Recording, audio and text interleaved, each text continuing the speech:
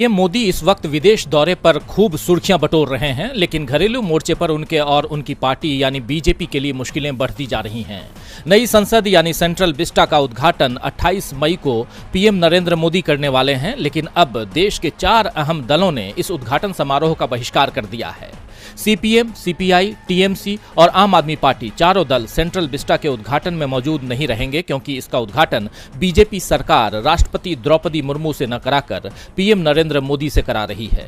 CPM महासचिव सीताराम येचुरी ने tweet किया, जब नए संसद भवन की आधारशिला रखी गई तो मोदी ने राष्ट्रपति को दरकिनार कर दिया था और अब उद्घाटन के मौके पर भी उन्होंने उन्हें नजरअंदाज कर दिया। ये अस्वीकार्य है। संविधान का अनुच्छेद 79 कहता है कि संघ के लिए एक संसद होगी जिसमें राष्ट्रपति और दोनों सदन होंगे। वहीं सीपीआई महासचिव डी राजा ने भी कहा कि उनकी पार्टी उद्घाटन समारोह में भाग नहीं लेगी।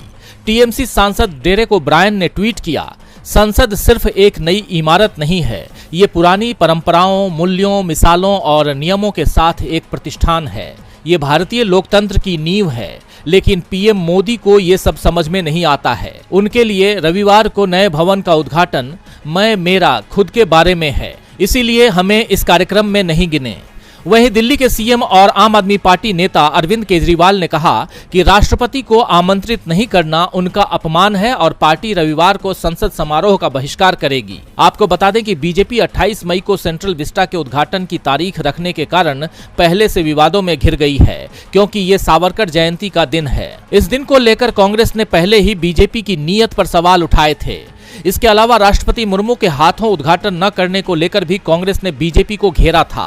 कांग्रेस अध्यक्ष मल्लिकार्जुन खड़गे ने कहा था कि राष्ट्रपति अकेले ही सरकार, विपक्ष और हर नागरिक का समान रूप से प्रतिनिधित्व करती हैं। वो भारत की पहली नागरिक हैं। उनके द्वारा नए संसद भवन का उद्घाटन लोकतांत्रिक मूल्यों और संवैधानिक मर्यादा के प्रति सरकार की प्रतिबद्धता का प्रतीक होता। हालांकि अभी ये साफ नहीं है कि कांग्रेस इस उद्घाटन समारोह का हिस्सा बनेगी या नहीं, लेकिन अगर कांग्रेस ने भी इसका बहिष्कार कर दिया तो बीजेपी की मुसीबत काफी बढ़ जाएगी। बीजेपी की मुसीबतें केवल राजनीतिक दल ही नहीं बढ़ा रहे हैं, बल्कि हरियाणा की महिलाएं भी 28 मई को ही नए संसद भवन के सामने महिला पहलवानों के आंदोलन के समर्थन में अपनी पंचायत करेंगी। यानी अगला रविवार 28 मई का दिन काफी सियासी हलचल से भरा रहने वाला है।